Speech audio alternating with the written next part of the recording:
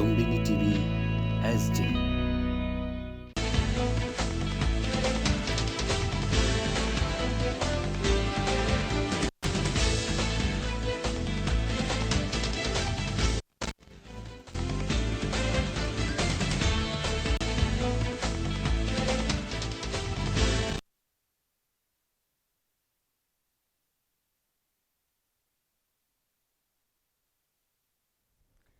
नमस्कार।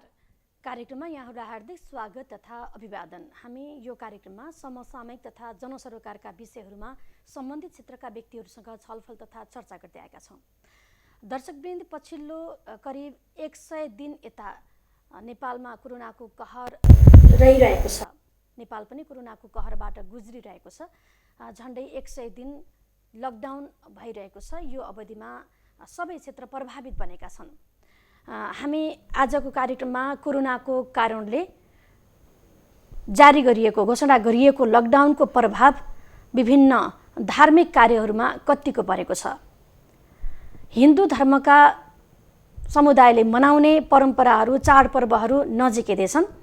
मुस्लिम समुदायले भर्खरै मात्र रमजान पर्व मनाइसकेको छ, ईद पर्व मनाउँदैछ।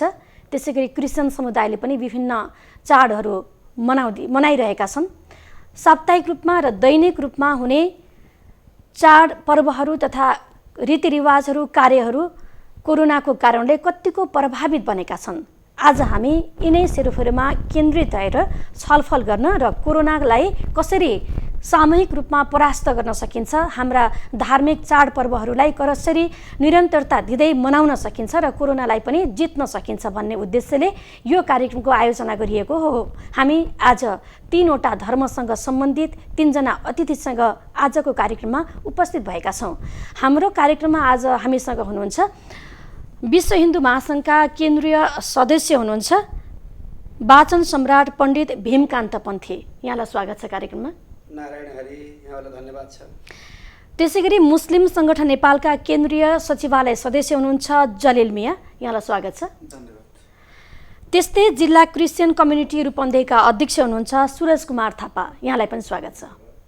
यहाँहरू तिनैजनालाई एकमुष्ट रूपमा म फेरि हार्दिक स्वागत गर्न चाहन्छु कार्यक्रममा। हामी अहिले कोरोनाकै कहरको बिचमा छौँ। कोरोनाको महामारीसँग जुधिरहेका छौँ। हामी पनि लकडाउन जारी छ। सरकारले पछिल्लो समय फेरि लकडाउनलाई कडाई गर्ने साउनको पहिलो हप्तासम्म भनेर घोषणा गरिसकेको छ।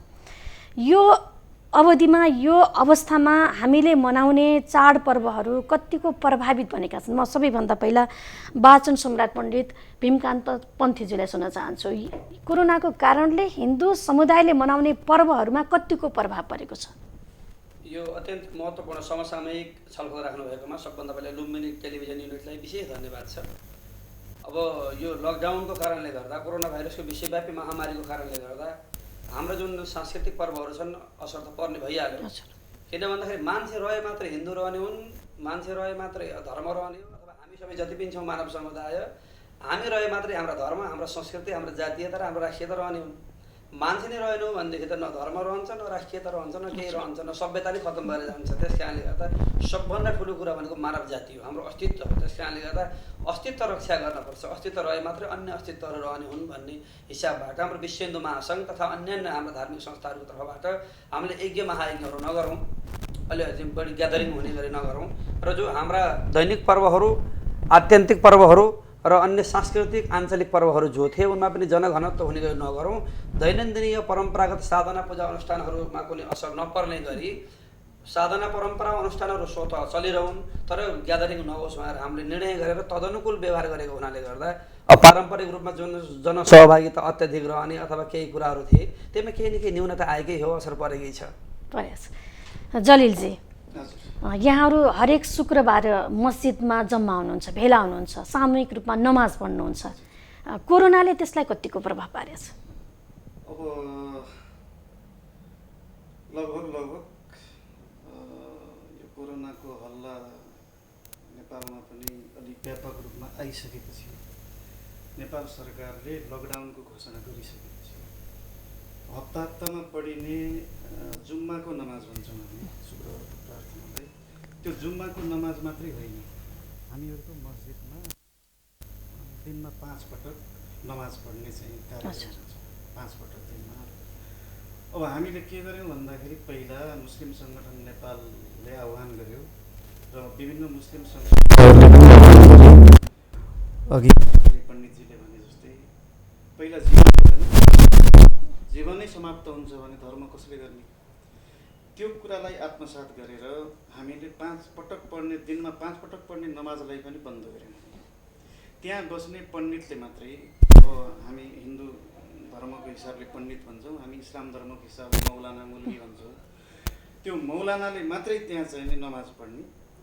त्यो अब दैनिक जुन नमाजको कार्यक्रम हुन्छ त्यो मौलानाले मात्रै कायम राख्ने र अरू बाहिरबाट जाने आम पब्लिक नमाजलाई पनि इन्ट्री नदिने भनेर हामीले निर्णय गऱ्यौँ र त्यो त्यसरी गयो। अनि अर्को कुरा, शुक्रबारको प्रार्थनामा त अलि व्यापक, अलि बृहत रूपमा मान्छे जुट्ने, अब सयौँ हजारौँ मान्छे पनि उपस्थित हुने मस्जिदमा त्यो सामूहिक प्रार्थना गर्ने हाम्रो जो परम्परा हो त्यसलाई त पूर्ण रूपमा अहिले लकडाउन घोषणा भएपछि आजको मितिसम्म पनि त्यो शुक्रबारको प्रार्थनालाई बन्द गरिएको छ।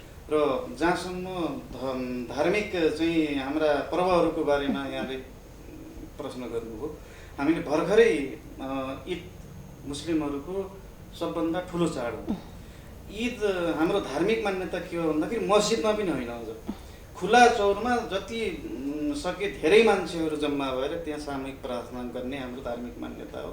र त्यसलाई पनि अब अहिलेको परिस्थिति यो अब विश्वव्यापी रूपमा जुन कहर आएको छ यसलाई मध्यनजर गरेर हामीले ईदको नमाज पनि सामूहिक रूपमा नपढेर घर घरमै एक्लै प्रार्थना गर्ने भनेर चाहिँ हाम्रो धार्मिक गुरुहरूले त्यो किसिमको चाहिँ आह्वान गर्नुभयो र सबै धार्मिक सङ्घ संस्थाहरूले, हाम्रा मुस्लिम सम्बद्ध सबै धार्मिक सङ्घ संस्थाहरूले त्यो आह्वान गर्नुभयो र सबै मुस्लिम समुदायले त्यसलाई पालना गरेर घरमै एकल प्रार्थना गरेर यो महत्त्वपूर्ण चाड पनि समापन गरिएको अवस्था हो। सुरजजी, यहाँहरूकोमा के छ? यहाँहरू चर्चमा जम्मा हुनुहुन्छ शनिबार, कतिको प्रभावित बन्यो? अहिले विशेष गरी यो कोरोना भाइरस कोभिड-19 विश्वव्यापी रूपमा यसले प्रभाव पारिरहेको, विश्वका धेरै देशहरूलाई प्रभावित गरिरहेको छ र धेरै मान्छेहरू सङ्क्रमित भइरहेका छन् र धेरै मानिसहरूले ज्यान गुमाउनु परेको छ र नेपाल पनि यो अत्यधिक उच्च जोखिममा रहेको परिस्थितिमा अब यो हाम्रो चर्चको आराधना सेवा भनिन्छ शनिबारको दिन।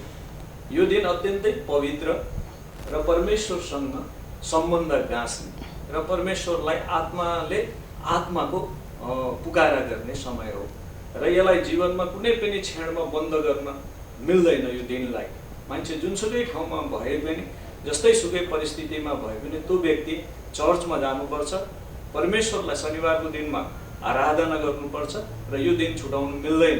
परमेश्वरको नियममा पनि आइतबारदेखि शुक्रबारसम्म काम गर र शनिबारको दिनमा विश्राम ल्याऊ र मेरो आराधना गर भन्ने आदेश गरिएको छ। त्यो प्रकारले अहिले हामीले यो छोड्न नमिल्ने यस्तो महत्त्वपूर्ण परमेश्वरको आराधना सेवालाई पनि हामीले यो समस्याका कारण रोकेर अहिले सबै मानिसहरूलाई आफ्नै घरमा हाम्रो निश्चित समय छ, हामी त्यो आराधना गर्ने समय, तपाईँहरू त्यही समयमा तपाईँहरू आफ्नो घरमा बसेर आराधना गर्नुहोस् भनेर हामीले चर्च बन्द गरेका छौँ। अहिले हाम्रो शनिबारको दिनमा हुने सेवालाई पनि अब हाम्रो हिन्दू धर्म अनुसार पुजारी, अब मुस्लिम धर्म अनुसार मौलाना र क्रिस्चियन विश्वासको आधारमा अनि पास्टर भनेर भनिन्छ। सेवकले पनि अहिले मण्डलीमै गएर व्यक्तिगत रूपमा प्रार्थना गर्ने, आराधना गर्ने छुट्टै भयो, तर उसको परिवार पनि सगोलमा गएर गर्ने कुरा पनि हामीले रोक लगाएका छौँ।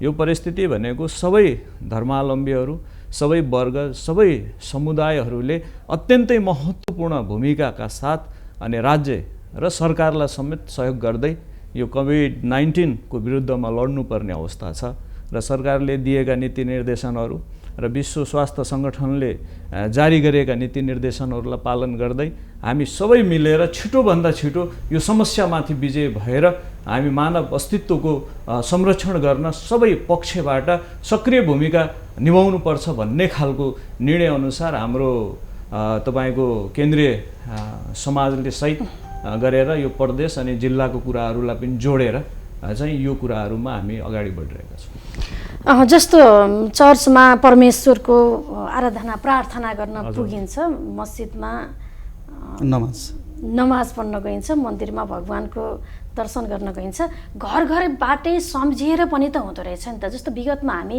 चर्चमै पुग्थ्यौँ, मस्जिदमै पुग्थ्यौँ, मन्दिरमै पुग्थ्यौँ, त्यहाँ नपुगिकन हामीले आँटेका कुराहरू अथवा हामीले कामना गरेका मनोकामनाहरू पुरा हुँदैनन् भन्ने विश्वास थियो। तर अहिले घर घरमै गरेर पनि त हुँदो रहेछ। के फरक पाउनुभयो विगतमा र अहिले? हाम्रो कस्तो हुन्छ भने एउटा व्यक्तिगत प्रार्थना भन्ने हुन्छ, एउटा संयुक्त रूपमा गरिने आराधना हुन्छ। त्यो आराधनाको भाग चाहिँ संयुक्त रूपमा नै परमेश्वरको आदेश अनुसार हामी चर्चमा गएर गर्ने हो। अहिले घरमा गरिने आराधना होइन, त्यो व्यक्तिगत प्रार्थना हो। तर अहिले हामीले यसलाई बाध्यात्मक रूपले गर्दाखेरि अब व्यक्तिगत रूपमा पनि हामी आराधना गरिरहेका छौँ।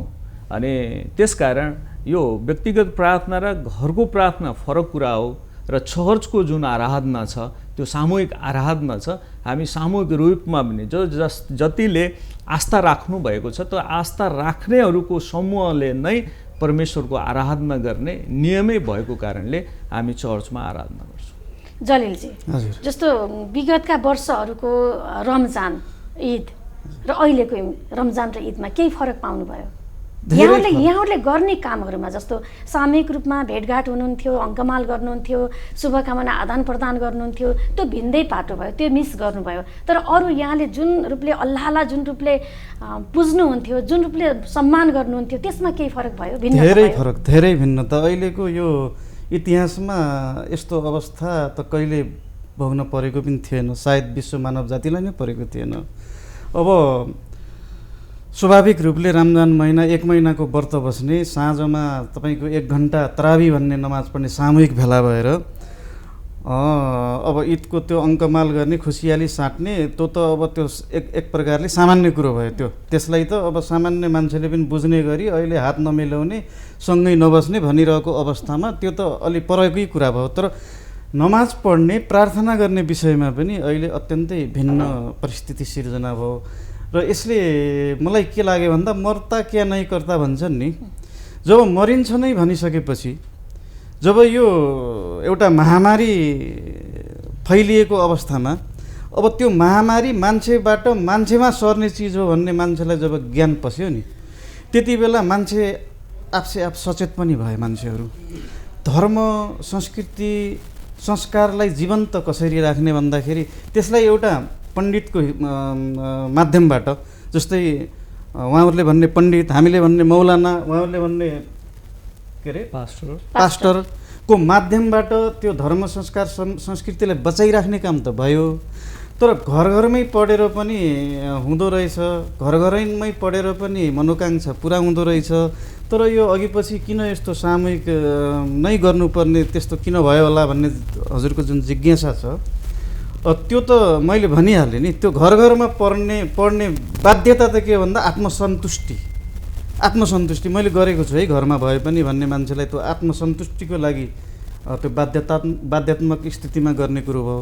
तर मस्जिदमा हाम्रो विशेष गरेर ईदको नमाज, तरावीको नमाज मस्जिदमै पढ्नुपर्ने त्यो धार्मिक मान्यतालाई पनि हामीले चाहिँ अहिले अलिकति चाहिँ पर सारेर बचौँ र बाँचौँ सबै भन्ने भावनालाई हामीले त्यो आत्मसात गरेर अहिलेको रमजानमा हामीले पृथक ढङ्गले, फरक ढङ्गले हामीले आफ्नो त्यो कार्यक्रमहरू सञ्चालन गऱ्यौँ, पूजा प्रार्थनाहरू गऱ्यौँ। त्यो अलिक फरक नै रह्यो। भीमकान्तजी, मन्दिरै नपुगे पनि, घन्टी नबजाए पनि मन्दिरमै गएर पूजा नगरे पनि, घर घरमैबाट सम्झिए पनि त आखिर धर्म त रक्षा हुँदो रहेछ त, मानिदो रहेछ नि। अनि यो कुरा के हो भने यो कालस्य बसगा सर्वे न काल कसैजित बस, कालका बसमा सबै छन्, काल कसैको बसमा छैन। हामीले पहिला धर्म किन मान्छौँ? हामीले ईश्वर, अल्लाह, गड भनेर किन चिच्याउँछौँ? चर्च, मन्दिर, मस्जिद किन दौड्छ भन्दा हाम्रो दुःखका डरले हो। सुख पाउनु, शान्ति पाउनु जाने हो नि। जब मन्दिरमा गएर शान्ति भएन, कोरोना भाइरस सर्छ भनेपछि कुन चाहिँ जाने? त्यही भएर अहिले मक्का मदिना पनि बन्द छ, भ्याटिकन सिटी पनि बन्द छ, काशी बनारस, चारधाम सारा बन्द छन्। त्यस कारणले गर्दा मान्छे कुनै पनि धार्मिक स्थानमा अथवा कुनै पनि धर्मग्रन्थको अगाडि या अथवा सामूहिक प्रार्थना भेला पूजामा किन जान्छ भन्दा एउटै कुरा हो, सुख प्राप्ति गर्न। म मर्छु कि मलाई दुःख पर्छ कि मेरा जान परिवार मर्लान् कि मलाई समस्या पर्ला कि मलाई गरिब हुन पर्ला कि भनेर त्यो अदृश्य शक्ति the supreme power of the world जुन छ त्यसका अगाडि दुहाई माग्न जाने हुन्। हो यसमा साधना परम्परा, कुन साधना परम्परा कसले मान्ने ती आफ्ना वंश परम्परा, गुरु परम्परा, अब राष्ट्रिय परम्परा, स्थानीय परम्परा हाम्रा आफ्ना छन्। तर समग्रमा सार भनेको सुख पाउन मान्छेले धर्म गर्ने हो, शान्ति प्राप्ति गर्न धर्म गर्ने हो। मन्दिरमा गएर भेटभाड गर्दा, मस्जिदमा गएर भेटभाड गर्दा, चर्चमा गएर भेटभाड गर्दा, गुम्बामा गएर भेटभाड गर्दा, चाहे हामी संसारमा अहिले 16-17 थरी धर्म छौँ, हामी जम्मा 3 जना धर्मका प्रतिनिधि यहाँ आएका छौँ। हामी किन जान्छौँ भन्दा शान्ति प्राप्ति गर्न हो नि, हामी सुख प्राप्ति गर्न। वहाँ गएर कोरोना भाइरस लाग्यो भने, मन्दिरमा गएर कोरोना भाइरस लाग्यो भने शान्ति प्राप्ति भएन नि, सुख प्राप्ति भएन। अथवा अन्यान्य ठाउँमा गएर चाहिँ प्रार्थना आदि गर्दा पनि जब कोरोना भाइरस लाग्यो भने शान्ति प्राप्ति भएन। त्यस कारण चाहिँ मान्छेलाई सबभन्दा डर, यो संसारमा सबभन्दा डर छ कालको, सबभन्दा डर छ दुःखको। त्यही दुःख निवारण गर्न मान्छे धार्मिक स्थलमा जान्थ्यो। त्यहाँ गएर पनि दुःख प्राप्ति हुने भएपछि मान्छे घरभित्र थुनेर बसेको छ। यो हामीले यो म त अब हरेक कुरालाई वैज्ञानिक रूपमा हेर्छु र वेदले पनि त्यही भन्छ, वेदो खिलो धर्ममूलम धर्म मानव हितार्थ भन्छ। सम्पूर्ण संसारका सिद्धान्त जति छन् ती सम्पूर्णहरूको स्रोत भनेको वेद हो र वेदद्वारा एउटा परिपाटी निक्लन्छ कि संसारमा हाम्रा आफ्ना परिपाटी छन् नि। जस्तै हजुरको आफ्नै परिपाटी छ, मेरो आफ्नै परिपाटी छ, हाम्रो व्यक्तिगत धर्म, पारिवारिक धर्म, सामाजिक धर्म अनि राष्ट्रिय धर्म। एसिया महादेश एउटै धर्म एउटा छ, युरोपकासँग हाम्रो मिल्दैन। यस्तो धर्म भनेको प्रवृत्ति हुन्, प्रकृति पनि हुन्, यो व्यापक अर्थ छ।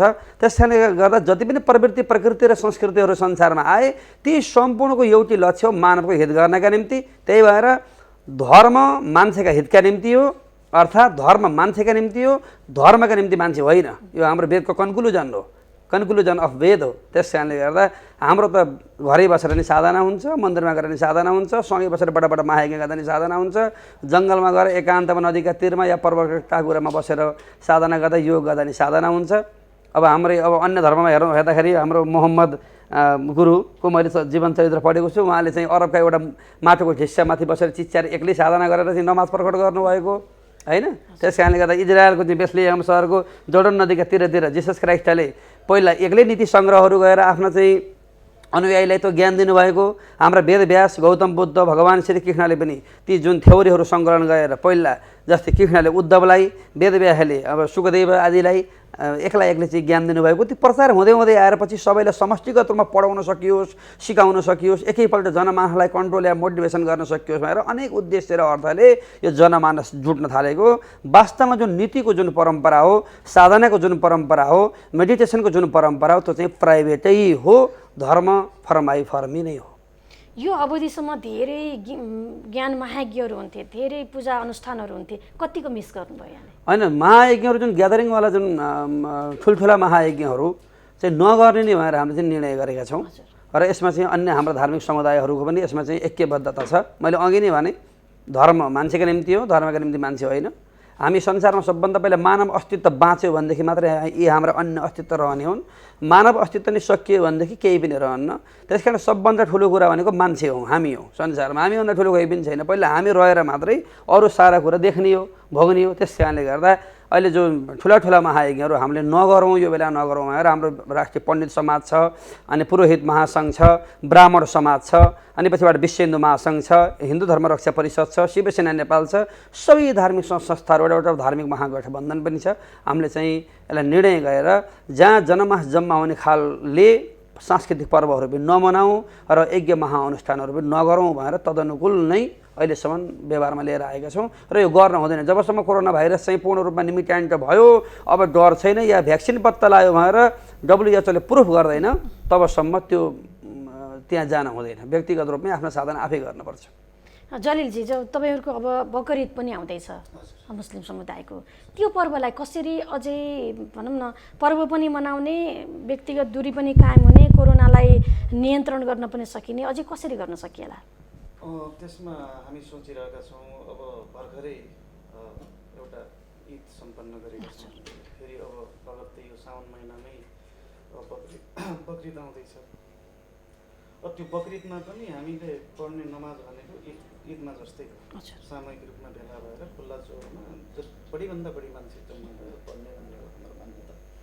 तर हामी सोचिरहेका छौँ यही अवस्था रहिरह्यो भन्दा पहिला त हामीले अलिक सहज रूपमा अलिक थोरै अवधिको लागि लकडाउन हुन्छ होला, त्यसपछि परिस्थिति नियन्त्रणमा आउँछ अनि सहज स्थितिमा जान्छ भन्ने सोच थियो। तर अहिले झन् लकडाउन अलिक खुकुलो पनि भएको छ, तर दिन प्रतिदिन कोरोना पोजिटिभको सङ्ख्या बढ्दैछ। अब यो स्थिति हेर्दाखेरि यो बकरिदको नमाजमा पनि हामी सामूहिक भेला प्रार्थना गर्न सकिने स्थिति छैन हामीले। अब त्यसलाई पनि अब एउटा धार्मिक बाधा अड्काउ फुकाउ भन्ने हुन्छ नि हरेक ठाउँमा, त्यही अब बाधा अड्काउ फुकाउको माध्यम के छ त्यो हामी खोजी गर्छौँ र सकेसम्म अब सामाजिक डिस्टेन्स कायम गरेर वा समाजमा त्यसको कुनै प्रभाव नजाने हिसाबले हामी मनाउने कोसिस गर्छौँ।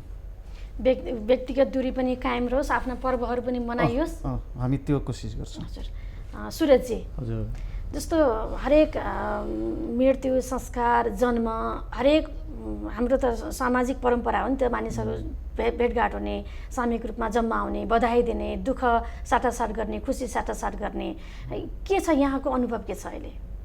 यो अहिले हामीले जुन यो धर्म अभ्यासका कुराहरू आए, विश्वास र आस्थाका अभ्यासका कुराहरू आए, यो किनभने मानव जीवनमा कुनै पनि समस्या नभएको भए यी गर्न आवश्यक थिएन। सबैभन्दा मूलत यो मृत्यु मानिसको जीवनमा पाप छ र पापले मर्न पर्छ, त्यो प्रकारको हामीसँग एउटा समस्या छ। र संसारमा सबै मानिसहरू डराउने भनेको नै मृत्यु अथवा कालसँग हो। हाम्रो गुरुज्यूले अघि पनि त्यो कुरा जाहेर गर्नुभएको थियो। र अब मानिसहरू एकचोटि शरीरमा मर्छ, हाम्रो विश्वास अनुसार मानिसको जीवनमा 3वटा मृत्यु हुन्छ भनेर भन्छौँ।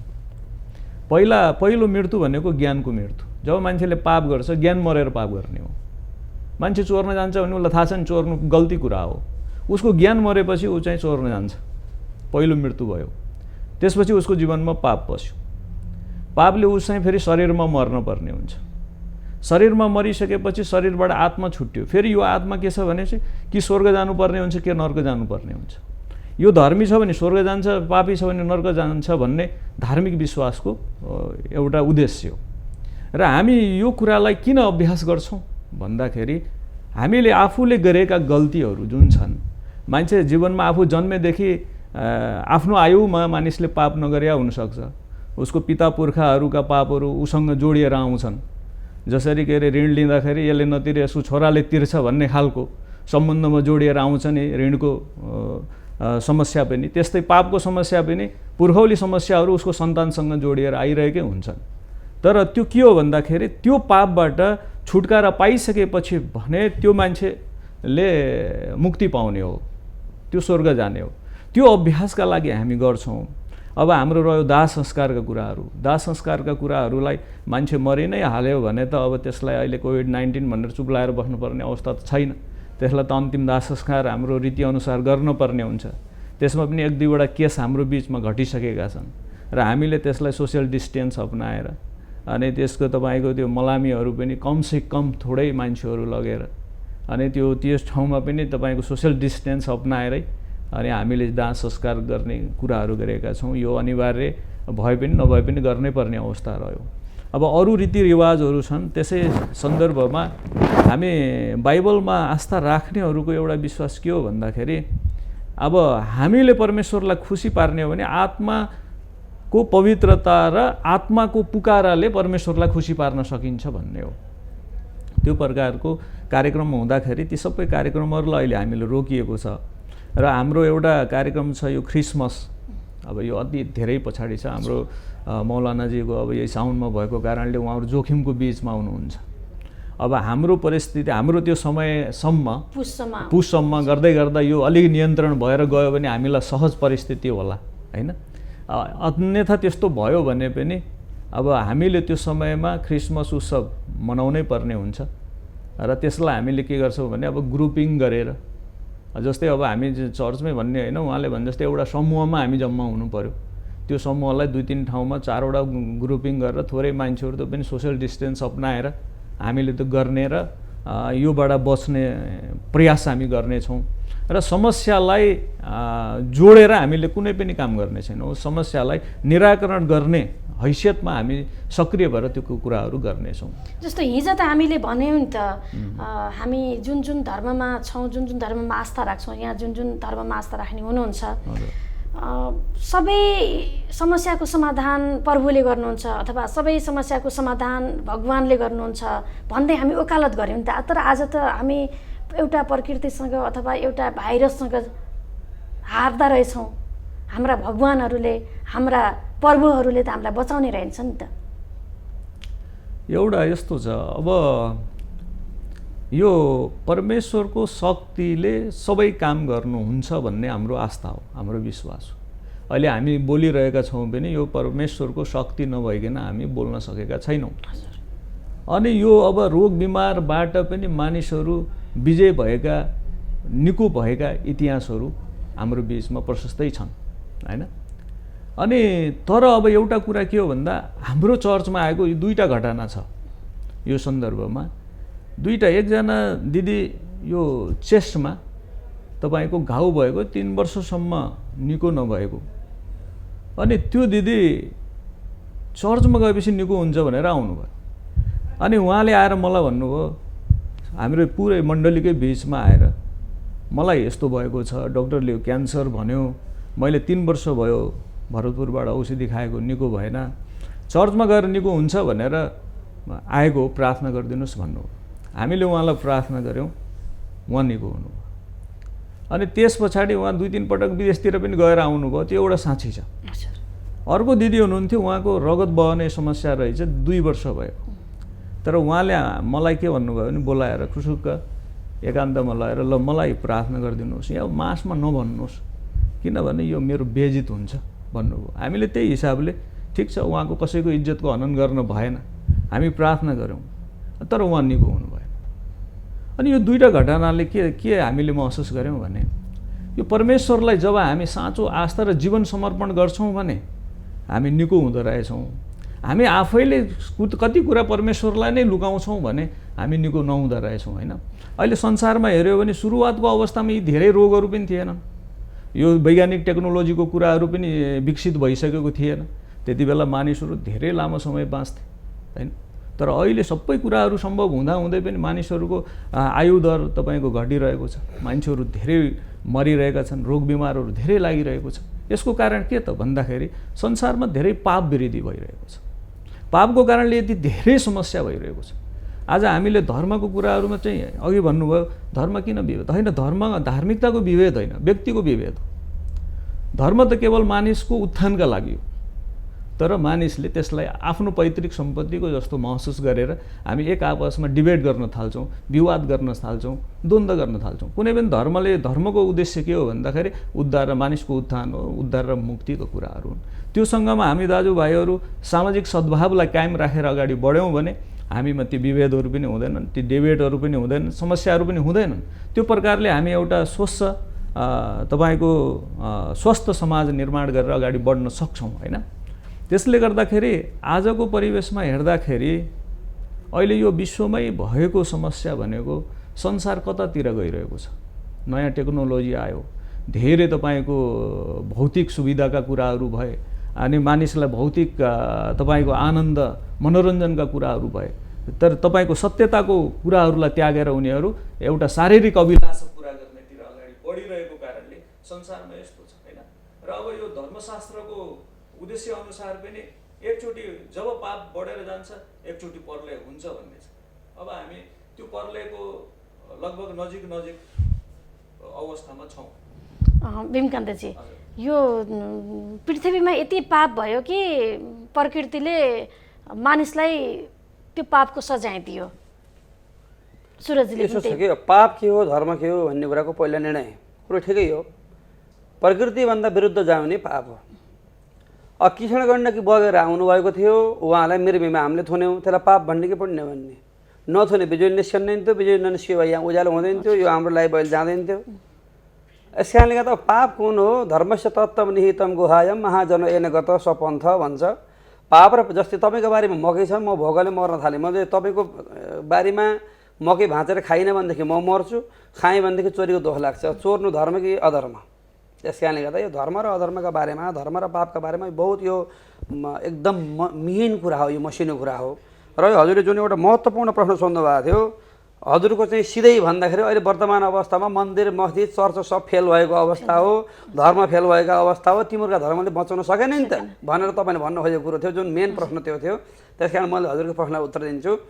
यो यदि धर्मले म त एकदम सठिक उत्तर दिन्छु र वेद अनुसार उत्तर दिन्छु, यो संसारमा सबै कुराको अस्तित्व छ। ज्ञान विज्ञान संहितम भन्छ, ज्ञान र विज्ञान दुई थरी हुन्छ।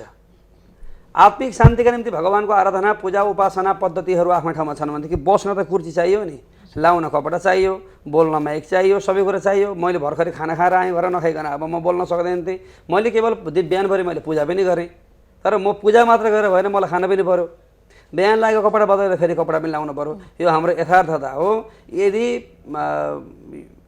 योगद्वारा, प्राणायामद्वारा, तन्त्र मन्त्रका शक्तिद्वारा अथवा भगवानसँग साक्षात्कार भएर तदाम्यता प्राप्ति गरेर मनमय भएर, जसरी हाम्रा ऋषिमुनिहरू मनमय हुनुहुन्थ्यो त्यसरी ईश्वरमय भएर, ईश्वरमय बपु भएर, होइन, आफै भगवान जस्तै चिनी पानी घुले झैँ, चिनी पानी घुलेपछि चिनी तरल हुन्छ, पानी गुलिए हुन्छ नि। ईश्वरमय हुनका निम्ति ईश्वरमा घुल्न पऱ्यो, मिल्न पऱ्यो। नत्र अहिले हामी ईश्वरमय छैनौँ। मलाई जाडो पनि भएको छ, गर्मी पनि भएको छ, अहिले एसीमा आएपछि आनन्द आयो, अनि बाहिर पसिना आएको थियो, यसको अर्थ म ईश्वरमय भएको छैन। नत्र मेरो पसिना किन आउनु, ईश्वरको त पसिना पनि आउनु, अमूत्र पुरिसक्यो, दिशा पिसाब पनि आउन्न, ऊ त होइन अजो नित्यम शाश्वतयम पुराणो छ। त्यस कारण उसमा त कुनै गुण छैन, गन्ध छैन, आकार छैन, होइन, निराकार अखण्ड अद्वैत त्यस्तो परब्रह्म परमपुरुष परमात्मा जुन भगवान छ, जुन ईश्वर छ, जुन परमात्मा छ, त्यो मय हामी हुन नसकेको हुनाले गर्दा हामीलाई दुःखले समात्छ। यदि ईश्वरमय हुन सक्यो भए हामीलाई दुःखले समात्दैन थियो। त्यस कारणले गर्दा ईश्वरमय हुनका खातिरमा गरिने साधनाहरू धर्म हुन्, त्यो कुरा ठिक हो। यस्ता साधना परम्परा विभिन्न छन् संसारमा, यो मैले अहिले बताइसकेँ। तर अब पूजा प्रार्थना गर्दैमा रोग सन्चो हुने भएदेखि अमेरिकामा पनि चर्च थिए, मन्दिर थिए, मस्जिद थिए, त्यहाँ पनि हस्पिटल बनाउनु पर्दैन थियो। अरबमा पनि छन्, त्यहाँ पनि बनाउनु पर्दैन थियो। नेपालमा पनि स्वयं भगवान पशुपतिनाथ प्रभुको देश हो, यहाँ पनि हस्पिटल बनाउनु पर्दैन थियो। प्राचीन कालमा जुन बेला ऋषिमुनि थिए हाम्रा, जसलाई बातामु प्रणासना, हावा खाएर पानी खाएर जङ्गलका चाहिँ पात खाएर बस्नुहुन्थ्यो हाम्रा ऋषिमुनिहरू, हाम्रा पूर्वजहरू, त्यो बेलामा पनि आयुर्वेद थियो, जडीबुटी विज्ञान थियो। हाम्रा बाबाले पनि 2 सिङ्गे कुटेर खाने, हर्रबर चिराइतो खाने गर्थे। उहाँको घर अर्को खाँथे, मेरो घर गुल्मियो जन्मथलो। त्यस कारणले गर्दा धर्म गरेर होइन, प्रार्थना गरेर हुने भए त किन त्यो जडीबुटी चिराइतो खान पर्थ्यो। त्यस कारणले गर्दा हस्पिटल त आवश्यक पर्छ, जान पर्छ। कोरोना भाइरस मात्र होइन, भूकम्पका बेलामा पनि त्यही भएको थियो। अहिले धुन्धानी लो, अहिले भविष्यवाणी गर्ने, यो गर्ने, त्यो गर्ने, हाम्रो हिन्दू धर्मभित्रका कैयौँ गुरुहरूले यो गर्ने। मैले भन्छु तपाईँको भविष्यवाणी गर्ने भूकम्पको बेला किन गर्नु भएन? कोरोना भाइरस आउँदैछ, 5 मिनट लकडाउन हुँदैछ, चामल पुर्याएर बसौँ भने किन भन्नु भएन?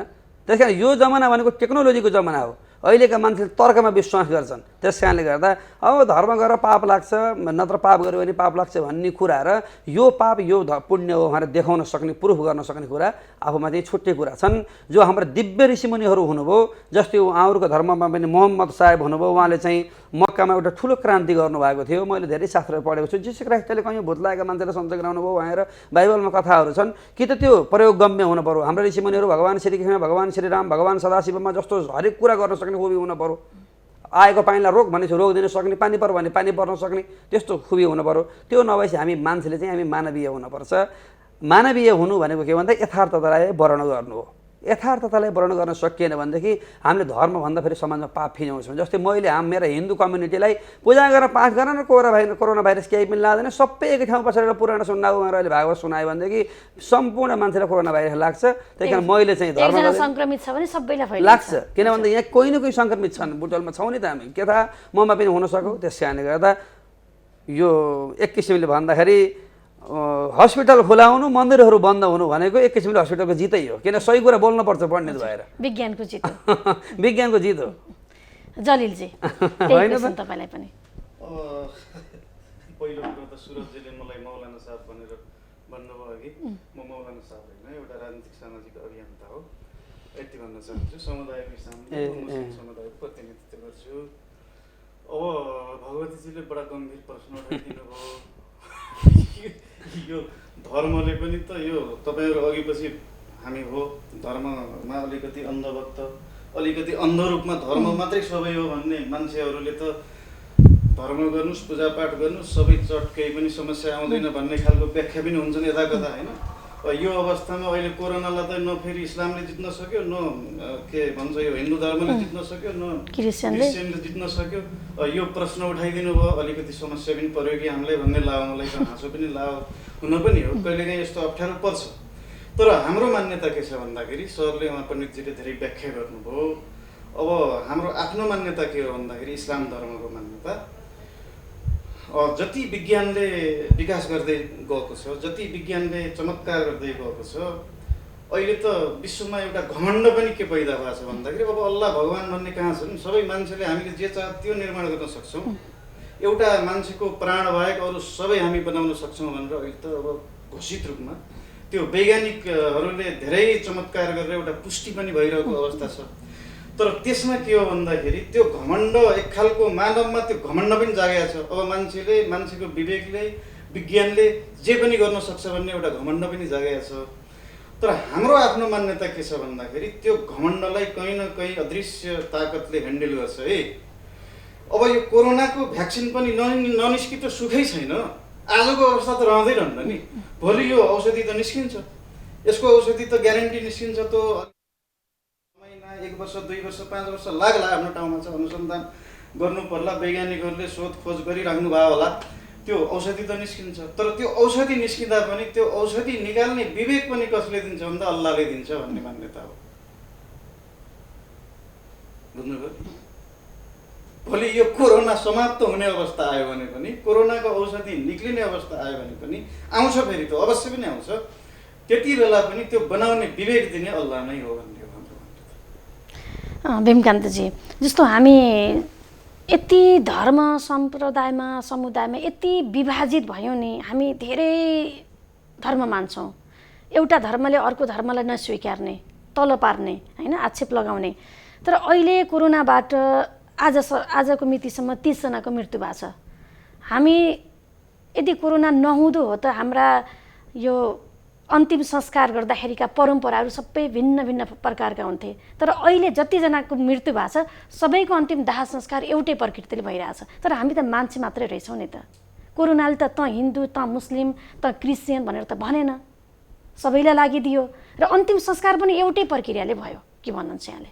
होइन, मैले अघि सुरुमै भने नि, पहिला त हामी मान्छे हौँ होइन, कुनै पनि कुरामा अन्धविश्वास गर्न हुन्न, यथार्थ कुरालाई यथार्थ रूपले हेर्न सक्नुपर्छ। त्यो नै एउटा मानवता हो, त्यो उत्कृष्टता हो। र वैज्ञानिक चिन्तन भनेर जुन अहिले आएको छ नयाँ न्यू कन्सेप्ट अफ सोसियोलोजी भनेर जुन आएको छ, यो समाजशास्त्रीय जुन यथार्थवाद भनेर जुन अहिले नयाँ छलफलको बहस बनेको छ, यो चाहिँ जस्तो नुनलाई चिनी बनाएर हेर्न हुन्न कि चिनीलाई नुन बनाएर हेर्न हुन्न। नुन नुन नै हो, नुनिलो हुन्छ, चिनी चिनी नै हो।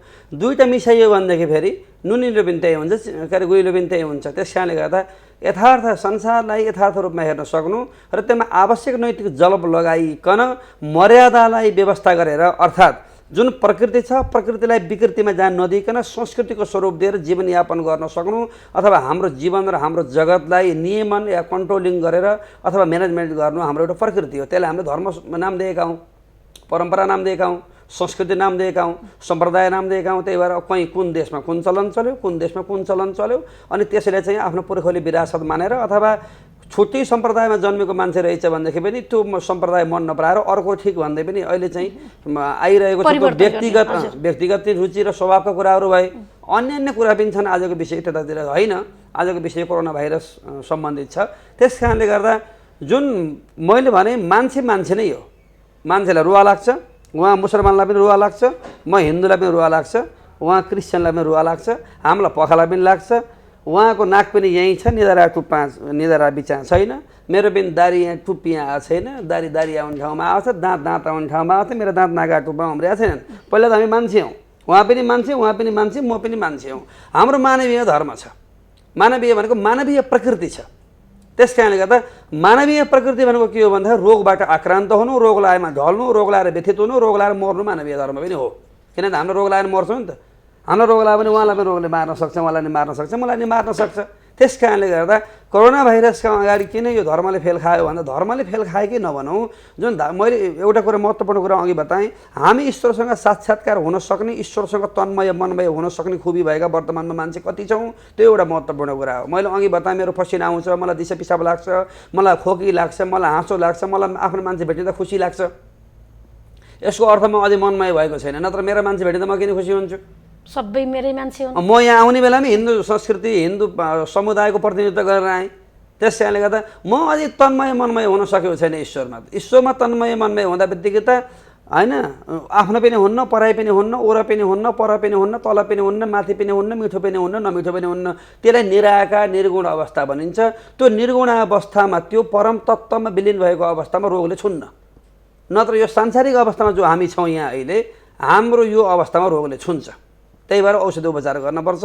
प्रार्थना गरेर कोही मान्छेलाई अब हामी गुरुहरूले आशीर्वाद दिएर, उहाँहरूले आशीर्वाद दिएर, प्रार्थना दिएर होइन प्रार्थना गरेर या पूजापाठ गरेर सञ्च भयो होला यता कता, तर हाम्रो रोगको औषधि नगरिकन सञ्च हुन्न भन्ने कुरो वेदको पनि त्यही प्रमाणिक कुरा हो। आयुर्वेदमा बगैँदा लेखेको छ संसारमा आदि र व्याधि दुई थरी समस्या छन्। आदि भनेको मानसिक समस्याहरू, व्याधि भनेको शारीरिक समस्याहरू। तिनको निराकरण औषधिबाट गर, भगवानको भजनसहित गर, ईश्वरको चिन्तन गर, हातमा काम र मुखमा राम नछोड, रामलाई सम्झिरहु, काम गरिरहु। राम सम्झँदैमा तिम्रो पेट भरिन्न, हलो जोतिरहु, खनिरहु, आफ्नो काम गरिरहु, तर रामलाई नबिर्स।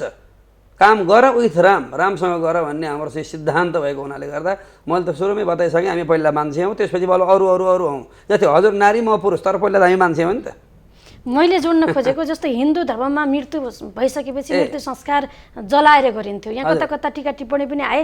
अहिले कोरोना लागिसकेका सङ्क्रमितहरूलाई सबैलाई गाडेर उनीहरूको अन्तिम संस्कार गरियो। हिन्दू धर्म विपरीत पनि भयो भन्ने खालका टिका टिप्पणी पनि आए। मैले त्यतातर्फ जोड्न खोजेँ। यस विषयमा बोलौँ। अब सबभन्दा पहिलो कुरो, अब यो आजको प्रसङ्गभन्दा फरक अर्थ नलागोस्, मैले प्रश्नको उत्तर दिन पर्छ। किन भन्दा आज हाम्रो चाहिँ सामाजिक समन्वयनको पनि एउटा यो चाहिँ हाम्रो छलफल हो। पहिलो कुरो, सरकारले सबै धर्मलाई संरक्षण गर्नुपर्छ, सबै धर्मलाई सम्मान गर्नुपर्छ। सरकार न हिन्दूको मात्र हो, न क्रिस्चियनको मात्र हो, न मुस्लिमको मात्र हो। वर्तमान नेपाल सरकारका क्रियाकलापहरू यदि धर्मनिरपेक्ष राज्य हो, धर्मनिरपेक्ष सरकार हो भनेदेखि सबै संस्कार, सबै समुदायले बराबर हेर्नुपर्ने हो कि होइन? यदि त्यो हो भनेदेखि, यदि मुसलमानलाई लिएर गएर जलाइयो भनेदेखि त्यो उहाँहरूको धार्मिक अधिकारमाथि हस्तक्षेप हो, होइन त जलिलजी? गलत बोलेँ म? बोल्यो होइन। त्यसै गरी हिन्दूलाई लिएर गएर गाइड्यो, यो गाड्ने समुदाय पनि छ अहिले हाम्रोमा। त्यसका आफ्नै अर्थ छन्। जलाउने किन, गाड्ने किन, गाड्ने पनि धेरै तरिका छन् हाम्रोमा, तिनको हरेक अर्थ छ। यतातिर नजाउँ, फेरि कुनै दिन बोलाउँला। त्यस कारणले गर्दा हिन्दू समुदायका व्यक्तिलाई लिएर गएर परिवारलाई पनि थाहा नदिकन हामी हिन्दू हौँ, हाम्रो लास जलाउनु पर्छ भन्दै जबरजस्ती लिएर गएर जङ्गलमा गाड्नु नराम्रो हो। विश्व हिन्दू महासङ्घका तर्फबाट हामीले आपत्ति जनाएका छौँ। यो सनातन हिन्दू संस्कृतिमाथि सरकारी एक किसिमको हस्तक्षेप हो भन्ने हाम्रो ठम्मै छ। आजको छलफलको विषयवस्तु यो होइन, हजुरले सोधेको भएर मैले यो कोट्याएको। हजुर जलिलजी, जस्तो तपाईँहरूमा पनि लास बाहिरको फेरि अर्को कुरा थपिहालौँ, माफ गर्नु होला, यो गाड्नुभन्दा जलाउन ठिक छ भनेर पनि यो WHO ले कोहीले भनेको, सबै धर्मलाई मेरो सम्मान छ, तर त्यो WHO भाषा बोलेको है म। चीनले पनि त्यही भने हुनाले गर्दा अब त गाड्नै पर्ने थिएन, जलाइदियो भए हुन्थ्यो। यस विषयमा हाम्रो बृहत्तर धार्मिक छलफल हुँदैछ। अब पछि सरकारले जवाब दिएर, सरकारले जवाब नदिइकन हुन्न, जवाब दिनका निम्ति सावधान भएर तयार भएर सरकार बसोस्। हिन्दू समुदायका तर्फबाट, विश्व हिन्दू महासङ्घका तर्फबाट म सरकारलाई पनि यो निवेदन गर्न चाहन्छु। जवाब त माग्छौँ हामीले। हजुर जलिलजी, यहाँहरूले त गाड्नुहुन्थ्यो, त्यसमा फरक परेन, तर आफ्नो परिवारको सदस्यले मात्रै छुने, बाहिरकोलाई छुन नदिने कतिपय समुदायमा त्यो छ नि त। तर अहिले त आफ्नो व्यक्तिको लास सब चाहिँ छुनै नपाउने, अर्को गाड्ने अर्कै व्यक्ति हुने, त्यस्तो अब अहिले आफैले त भोग्न परेको अवस्था छैन है। अब त्यस्तो घटना हाम्रो संलग्नता हुने गरी घटेको अवस्था छैन। तर अब बाहिर त्यो स्थिति सुनिएको छ। तर दफनाउने भन्छौँ हामीले, अब दफनाउने सिलसिलामा अब अहिले यो भिडभाडको अवस्थालाई कम गर्ने गरी पहिला अब धेरै मान्छेहरू जुटेर त्यहाँ पनि नमाज पढ्ने हुन्छ। हामी त्यो दफन गर्नुभन्दा अगाडि नमाज पढ्ने कुरा हुन्छ, जनाजाको नमाज भन्छौँ हामी। त्यो अहिले 2-4 जना अथवा 5 जना 7 जनाको बिचमा प्रार्थना गरेर दफनाको मैले त्यो थाहा पाएको छु, त्यो जानकारी पाएको छु। सुरजजी, यहाँहरूकोमा पनि यहाँहरूको नजिकको व्यक्तिहरू अथवा क्रिस्चियन धर्मसँग आबद्ध व्यक्तिहरूको मृत्यु भएको छ होला कोरोनामा। यहाँहरूको संस्कार अर्कै थियो होला, तर राज्यले दाह संस्कार गरिदिँदाखेरि त सबै धर्मको एउटै तरिकाले दाह संस्कार गरिदियो।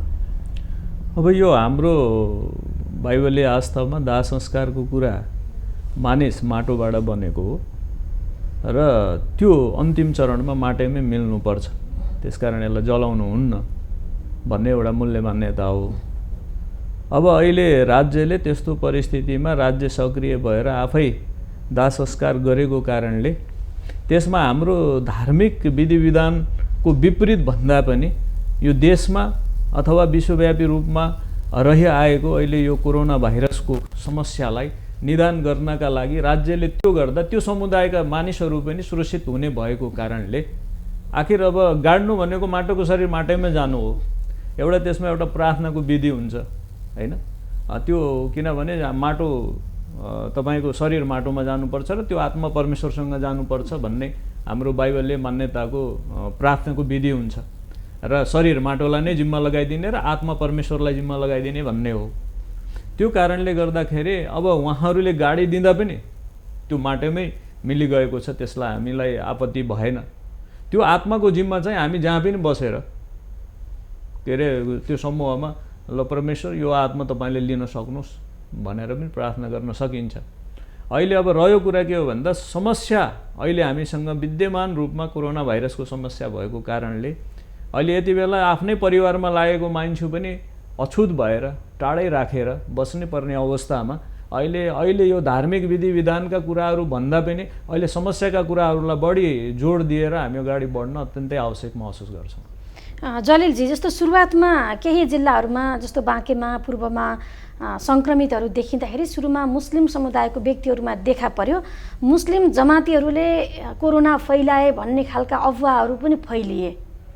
यसले यहाँहरूको समुदायमा यहाँहरूको आत्मसम्मानमा कतिको ठोस पुग्यो?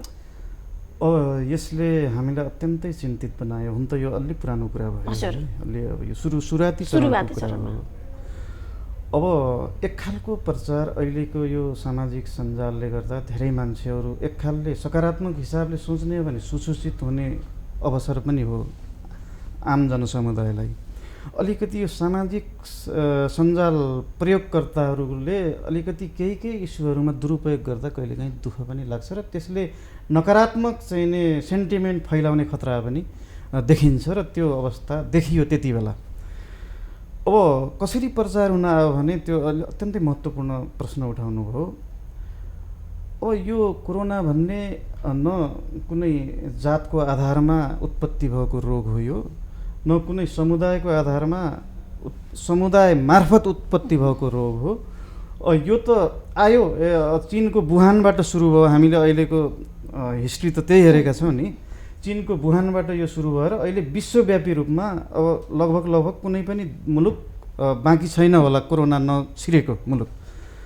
त्यस्तो अवस्थामा त्यति बेला केही अब विदेशी इस्लाम धर्म मान्नेहरूको केही झुन्डहरू कहाँ आयो, उनीहरू कहाँ आफ्नो धर्म प्रचार गर्न गए।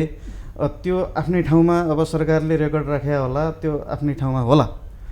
तर त्यसलाई सामाजिक सञ्जालमा कसरी दुरुपयोग गरियो भन्दाखेरि उता यहाँ नेपालभित्र जमाती पनि आएको र आफ्नो धार्मिक गतिविधिहरू पनि गरिराखेको अवस्था, भर्खरै नेपालमा कोरोनाको हल्ला पनि तीव्र रूपमा फैलिएको अवस्था।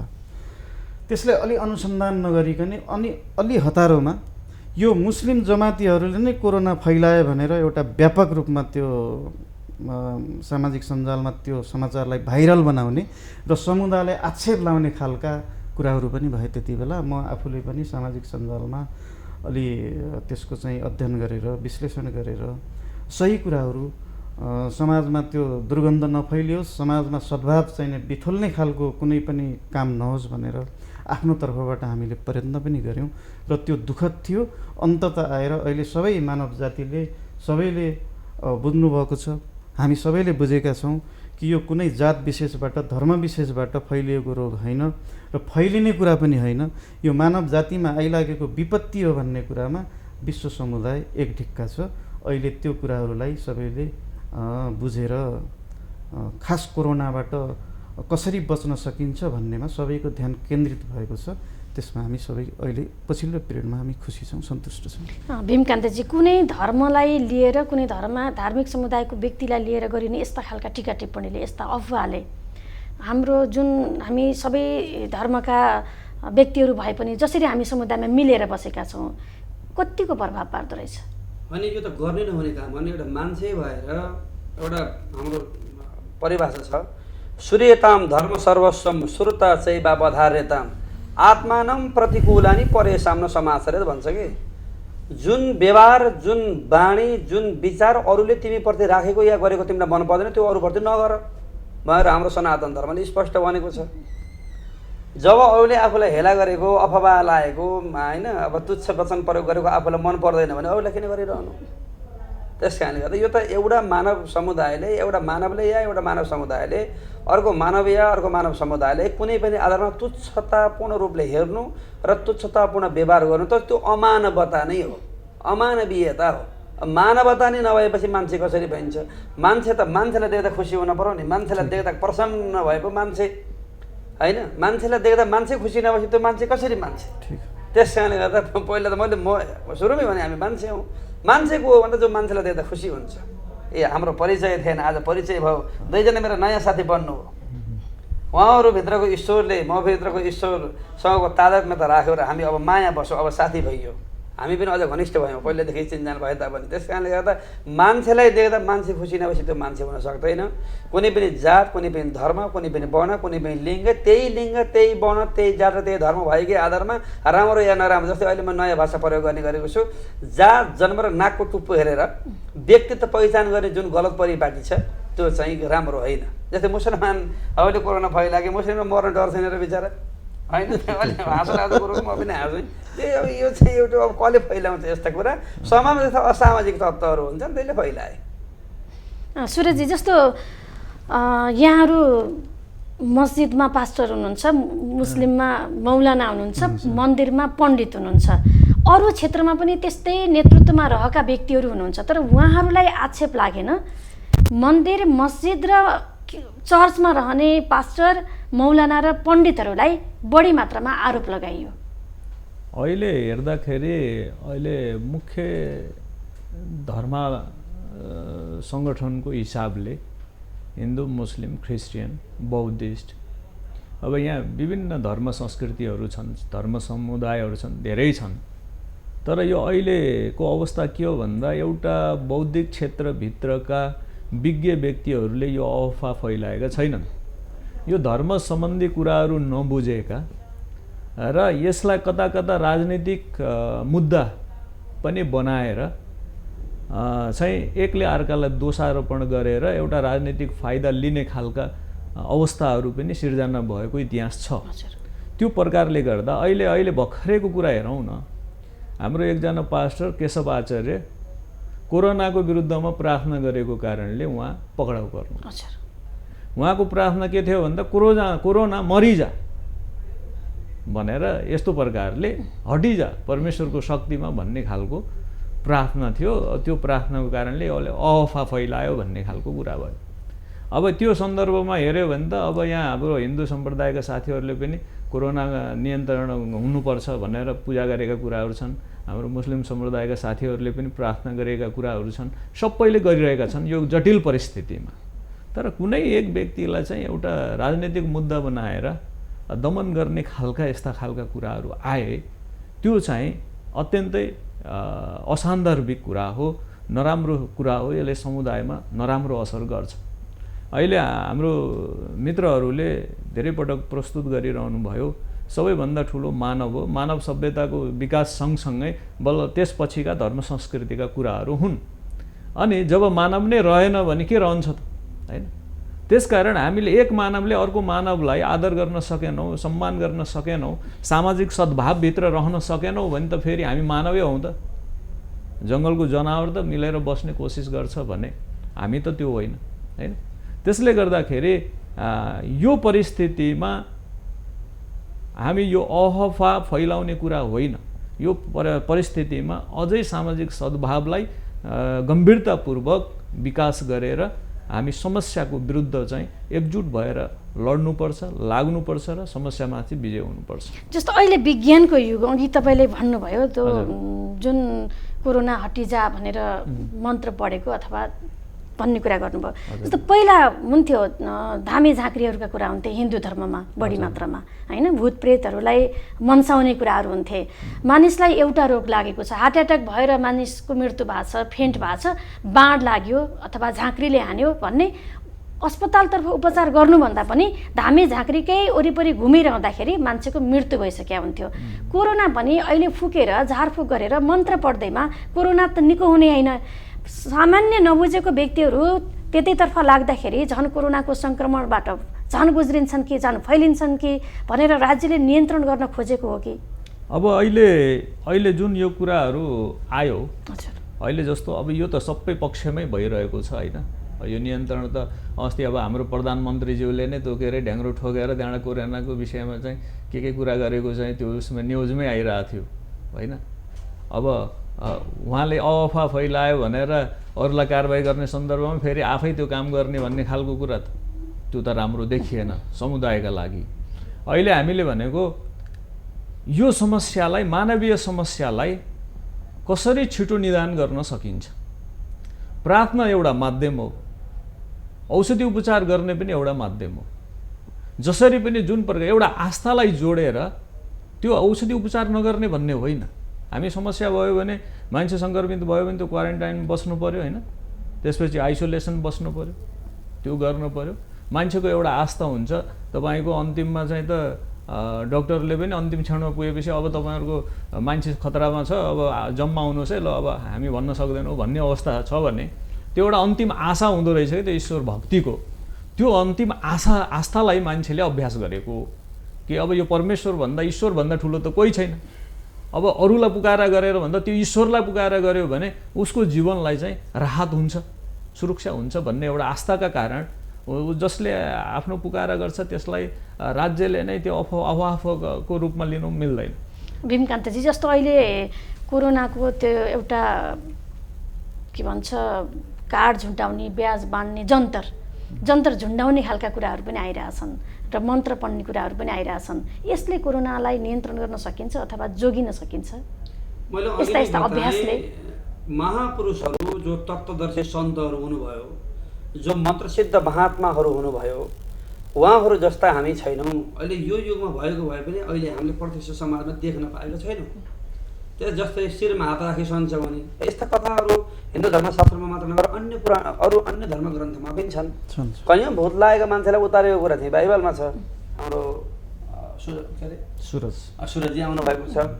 हो, यसु ख्रीष्टमा त्यो शक्ति थियो होला, यसु ख्रीष्टमा त्यो शक्ति थियो भनेदेखि अहिले सम्पूर्ण पास्टरमा त्यही होला भन्न हामीले सक्दैनौँ। मोहम्मद साहबमा त्यो शक्ति थियो, मैले कुरान पढेको छु। अहिले सबै मुल्ला र मौलवीमा त्यो शक्ति छ भनेर भन्न सकिन्छ दाजु? सकिन्न। भगवान राम, भगवान कृष्ण, भगवान शिव, गुरु गोरखनाथ महाराज, हाम्रा नामदेव स्वामीहरू, अब हाम्रो 1,95,00,000 वर्षको हाम्रो लामो इतिहास छ। संसारको सबभन्दा पुरानो धर्म र साधना परम्पराको समष्टि नाम हो हिन्दू धर्म। वो ती मन्त्रसिद्ध महात्माहरू, साधु सन्तहरूमा त्यो शक्ति थियो होला, जसले छोएरै रोग सञ्चय गरे, छोएरै मान्छेका चाहिँ भ्यान्चेका हातखुट्टा जोडिए। ती कथाहरू गलतै हुन् भनेर भन्न मिल्दैन। किन भन्दा हिजो गुल्मीबाट अर्घाँचीबाट डोको बोकेर नुन लिन बुटोल झर्नुहुन्थ्यो हाम्रो बाबुबाजेहरू, त्यो पनि सत्य हो। अहिले हामी 3 घन्टामा सर्र गाडीमा आउँछौँ, त्यो पनि सत्य हो। सबै कुरा सत्य हुन्। अब हामी अहिलेको समाजमा छौँ, अहिलेको युगमा छौँ। यो वर्तमान युगमा वर्तमान आँखाले हेर्नुपर्छ।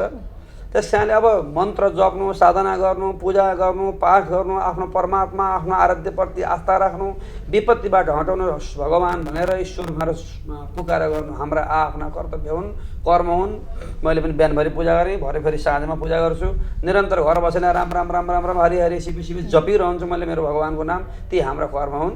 तर मन्त्र जप्दैमा कोरोना भाइरस समाप्त हुन्छ या प्रार्थना गर्दैमा समाप्त हुन्छ भने गर्न सक्छौँ। जस्तै मुस्लिम समुदायले आफ्नो किसिमले गरोस्, हिन्दू समुदायले हामीले आफ्नो किसिमले सोसियल डिस्टेन्सलाई चाहिँ कायम राखेर घर घरमा बसेर गरौँ। क्रिस्चियन समुदायले पनि गरोस्, बुद्धिस्ट समुदायले गरोस्, अरू लाओ धर्म, सिन्तो धर्म, कन्फ्युसियस धर्म, संसारमा धेरै धर्म छन् नि त, हामी मात्र छैनौँ। सबैले गरौँ। तर जुन औषधि मूल्यको जुन वैज्ञानिक जुन प्रमाणीकरण हो त्यसलाई चाहिँ हामीले विशेष फोकसिङ हाम्रा भक्तजनलाई, हाम्रो समुदाय हामीले सिकाउनुपर्छ। पूजा चाहिँ गर, साधना गर या प्रार्थना गर, के पढ्ने हो पढ, सँगै सोसियल डिस्टेन्स पनि राखौँ।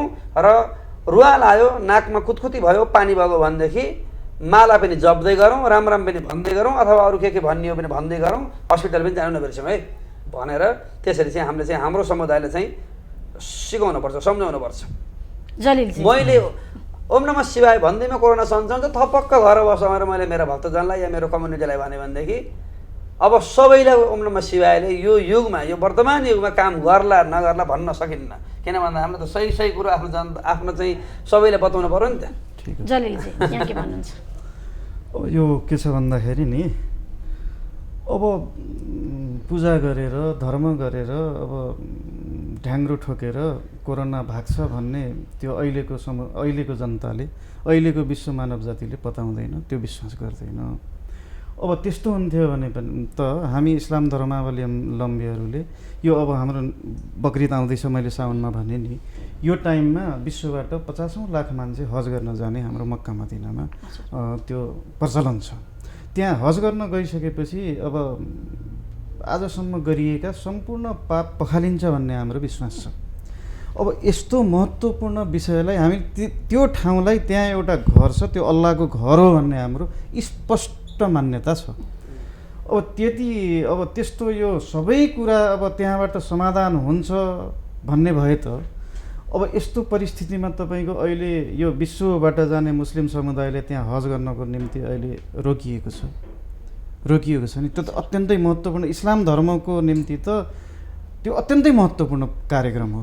हज कार्यक्रम भनेको आफ्नो जीवनमा अत्यन्तै महत्त्वपूर्ण हो, त्यसको महत्त्व व्याख्या गर्न सकिन्न हाम्रो मान्यतामा। त्यसो भएर अब यो पूजापाठ गरेर अब ढ्याङ्ग्रो ठोकेर नमाज पढेर कोरोना भाग्छ भन्ने कुरा त्यो होइन, गलत हो। त्यो पूजापाठ पनि गर्नुपर्छ, तर आत्मसन्तुष्टिको लागि।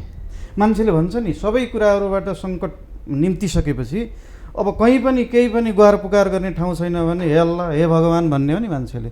त्यो आफ्नो आत्मसन्तुष्टिको लागि, आफ्नो दिलमा चाहिँ शान्ति प्राप्त गर्नको निम्ति जप्ने नाम हो अब अल्लाह भगवान् भन्ने कुरा।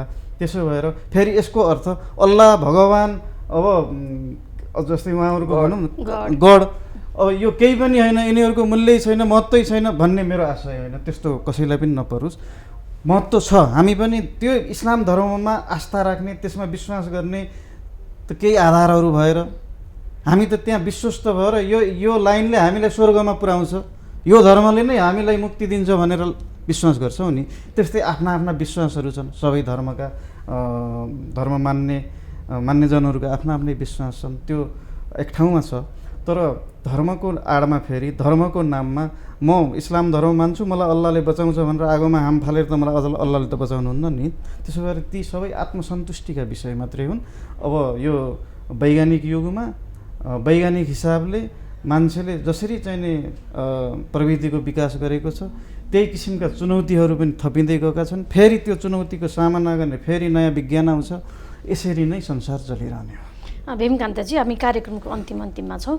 अब खास गरी हिन्दूहरूका अझ महत्त्वपूर्ण चाडहरू तीज आउँदैछ, अब साउनदेखि बोलबम यात्रा सुरु हुन्छ, दसैँ तिहारहरू सबै नजिकै छन्। सम्भवतः दसैँ तिहार पनि लकडाउनकै बिचमा अथवा कोरोनाकै बिचमा मनाउनु पर्ने बाध्यता होला।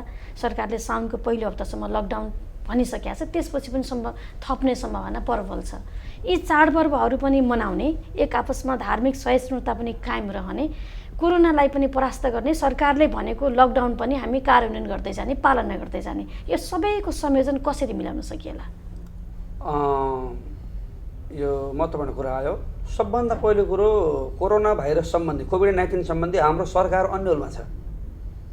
त्यही कारण सरकारले लकडाउन भनौँ भनेर भित्र थुन्ने नि, लकडाउन खुल्यो भनेर सरकारले भनेर बाटोमा गाडी चल्यो भनेर भित्र बस्ने होइन। जस्तै कोरोना भाइरसको महामारी फैलिरहेको छ, अहिले राजमार्गकै छेउमा म बस्छु, हेर्नुहोस् न कस्तो छ भिडभाड।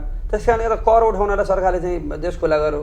त्यही त्यस्तो अब यो चाहिँ प्रसङ्गमा त भन्नै पर्छ, त्यस्तो जनसरोकारसँग प्रत्यक्ष सम्बन्ध नराख्ने जुन पोलिसी सरकारले लिएर आयो, यो चाहिँ दुःखद छ। एउटा नेपाली जनता भएको कारणले, एउटा आफ्नो मातृभूमि यो नेपाली माटोप्रति गर्व गर्ने एउटा म नागरिक भएको हुनाले गर्दा मैले मेरो देशका बारेमा र मेरो सरकारको बारेमा त मैले आफ्नो व्यक्तिगत मन्तव्य राख्न पाउँछु नि। त्यस कारणले गर्दा अब यस्तो अवस्था छ नेपाल सरकारको। मिलनचोकमा यति भिडभाड हुन्थ्यो, यस्तो चाहिँ त्यहाँ व्यापार भयो, त्यहाँ कोरोना भाइरस सर्नेमा त्यहाँ सबैलाई सरिसक्यो होइन। 5-6 घन्टा त्यस्तो भिडभाड भयो। अब हिजोबाट हो कि आजबाट बल्ल बन्द गर्यो।